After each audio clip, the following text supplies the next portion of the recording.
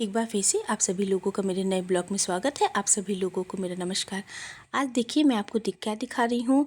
ये क्लास में बच्चों से प्रोजेक्ट कराया गया था। ये आर्ट का प्रोजेक्ट था जो कि बच्चों को मटके जो होते हैं उनको कलर करने के लिए दिया गया था।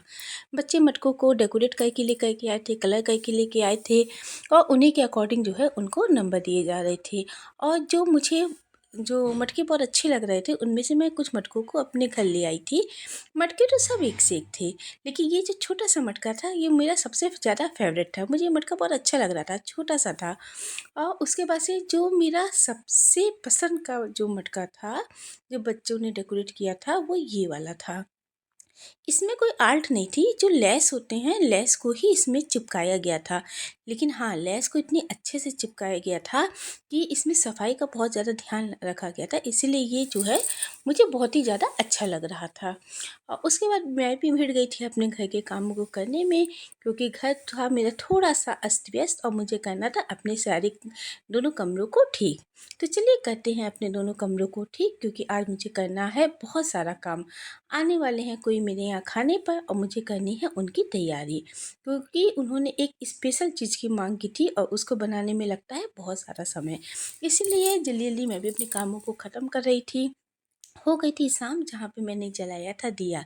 जो मेरा पहला दिया था वो मैंने जलाया था अपने दरवाजे पे, बाहर अपने दरवाजे पे, जहाँ पे मैं हमेशा जलाती हूँ, जहाँ पे मन्नत रहती है मेरी हमेशा कि मेरे घर में माँ सुख और शांति बनी रहे हमेशा।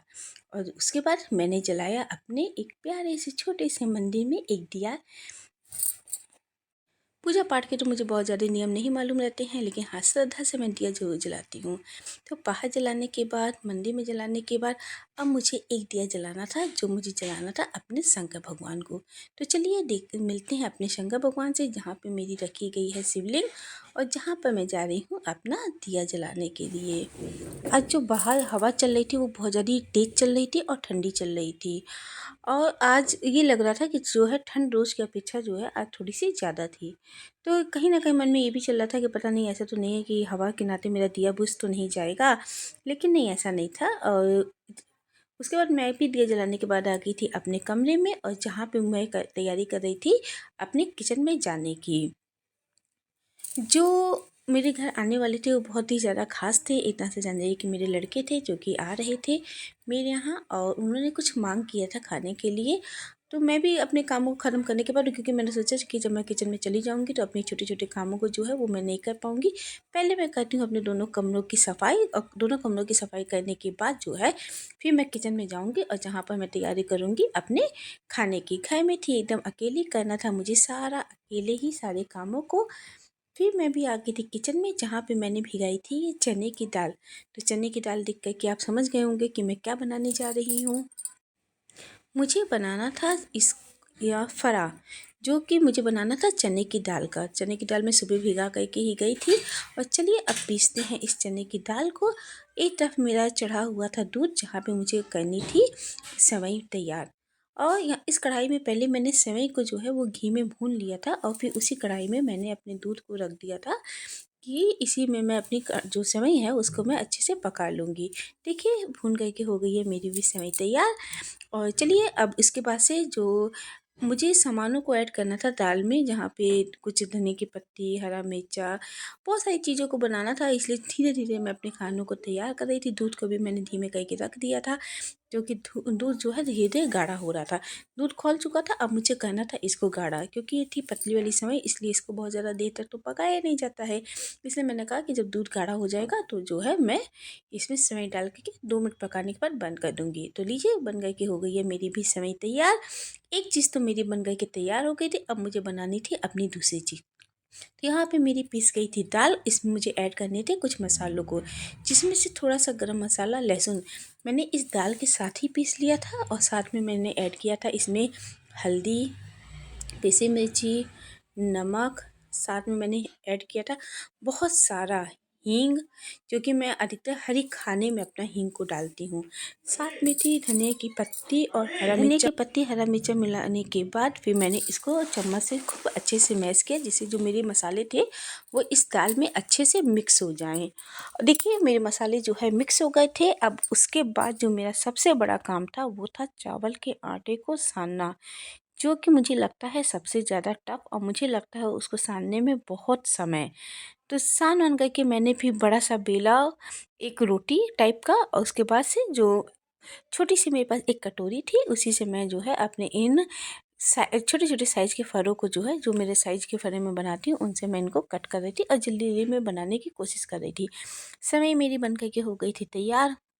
दूसरी तरफ मैंने सब्जी बना लिया था। अब मुझे बनाना था अपना फ़रा, और बज गए थे घड़ी में 8। मुझे मालूम था कि जो आने वाले हैं वो 8:30 तक वो आ जाएंगे, इसीलिए तैयारी मेरी ज़ोरों पे थी। अकेले थी लेकिन कोई बात नहीं, एक बार मैं फ़रा बना चुकी थी। अब मैं चल रही थी दूसरी बार का फ़रा बनाने के लिए, क्योंकि मुझे मालूम था कि 9 बजे तक तो मैं इस अपने खाने को बना ही लूँगी, और मैं चाह रही थी कि जब वो आएँ तो मेरा खाना जो है वो पूरी तरह से बन जाए।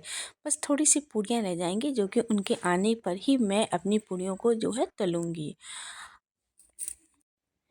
जब मेरा खाना बन कर के तैयार हो गया तो जो मेरी प्लेट थी वो कुछ इस तरह से लग रही थी, जिसमें मेरी थी सेवई, फरा, सलाद, आलू गोभी की सब्जी, चावल की पूरी और थोड़ी सी गेहूं की पूरियाँ भी मैंने इसमें बनाई थी।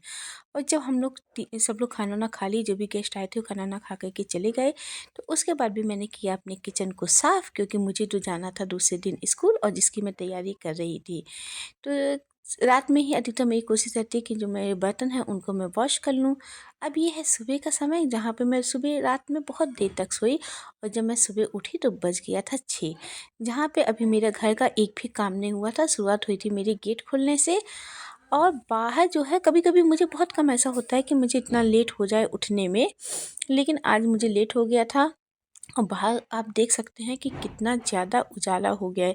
जब भी मैं उठती हूँ तो अंधेरा ही रहता है, क्योंकि 5:30 बजे तक मैं उठ जाती हूँ। आज आधा घंटा मैं लेट में सो कर के उठी थी, लेकिन समझ में नहीं आया था क्या करूँ। चलिए कोई बात नहीं, हो जाता है कभी कभी। कभी जल्दी आँख खुल जाती है, कभी लेट में, क्योंकि रात में मैं भी थोड़ा सा थक गई थी, इसलिए जो मेरी आँख थी वो थोड़ा लेट में खुली।